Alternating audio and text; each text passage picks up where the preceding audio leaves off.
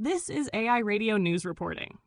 President-elect Donald Trump has announced his choice of Pete Hegseth, a Fox News commentator and veteran, as his next Secretary of Defense. Hegseth, known for his critical stance on so-called woke policies in the military, has publicly opposed women in combat roles and questioned the qualifications of top military leaders, suggesting some may hold their positions due to diversity-based decisions rather than merit. If confirmed by the Senate, Hegseth could take significant steps toward Trump's campaign promise to remove generals he accuses of pushing progressive policies on diversity within the military. This choice may lead to friction with Air Force General C.Q. Brown, the current chairman of the Joint Chiefs of Staff, whom Hegseth has criticized for promoting what he calls radical left-wing positions. Brown, a former fighter pilot, has extensive command experience in critical regions like the Pacific and Middle East. At 44, Hegseth stands out as a surprising choice to lead the Defense Department, responsible for 1.3 million active duty service members and nearly 1 million civilian employees.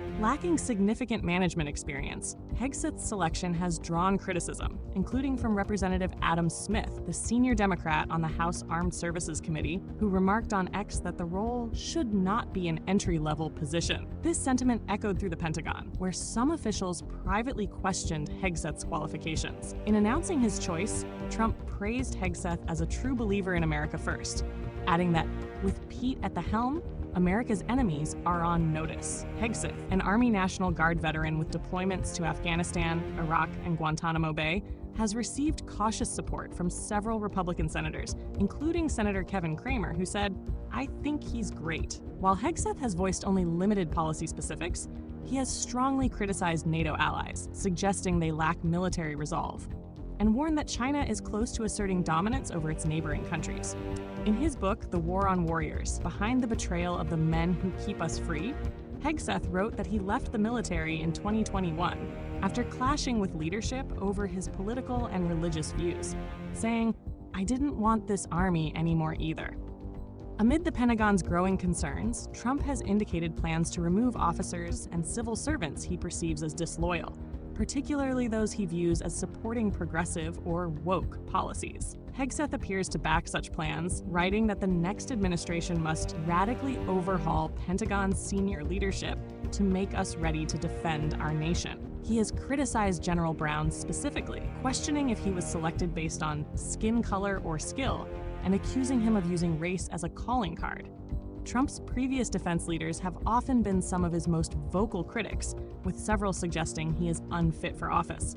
Recently, Trump hinted at possible prosecution against former Joint Chiefs of Staff Chairman Mark Milley, whom Hegseth has also criticized for being a partisan in support of Democrats. Additionally, Hegseth has openly opposed women in combat roles, recently stating on a podcast, "We should not have women in combat roles." This stance contradicts the Pentagon's 2013 policy allowing women in frontline combat positions, a landmark change that saw the first female Marine complete the notoriously tough infantry officer course in 2017. With these strong views, Hegseth's confirmation could signify a shift in the Pentagon's direction under Trump, focusing less on diversity and social policies and more on traditional military standards and hard-line defense policies. Stay tuned for more of this story and subscribe.